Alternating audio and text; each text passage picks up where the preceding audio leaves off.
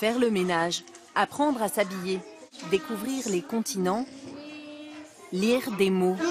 Voilà la méthode utilisée dans cette école maternelle pendant 3 ans, où les enfants n'avaient même plus peur des opérations compliquées.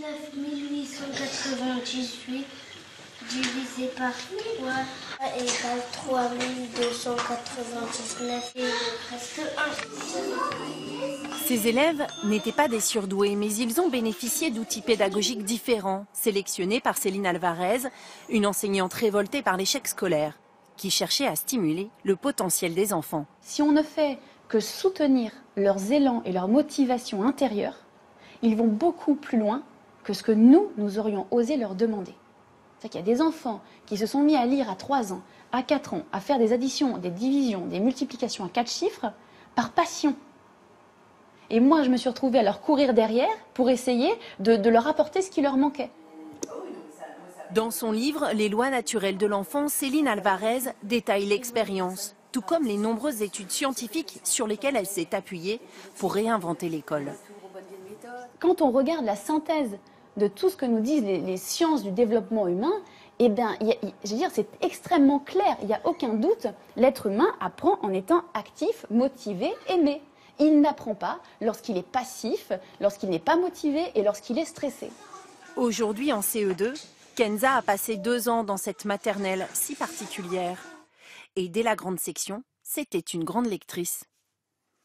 On apprenait à compter, on faisait l'équilibre, on coupait des pommes, des fruits. Pour sa mère Pascaline, cette expérience a transformé sa fille. Kenza, c'était du naturel, de prendre un livre, de lire. C'est une enfant qui a été épanouie de son année scolaire. Elle a été beaucoup plus douce, plus tendre, plus apaisée, alors que c'était une enfant très... voilà. Mais en 2014, le couperet tombe. Malgré de bons résultats, Céline Alvarez doit revenir dans le cadre ou quitter l'école. Elle démissionne. L'éducation nationale aurait-elle peur de changer de méthode ?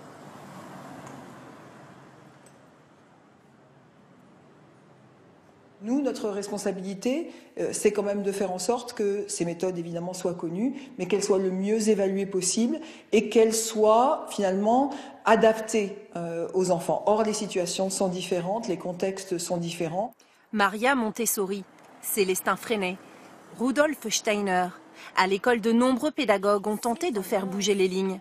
Aujourd'hui, leurs méthodes font le succès des écoles privées, mais à l'école de la République, on n'en veut pas. Pourquoi tant de frilosité ?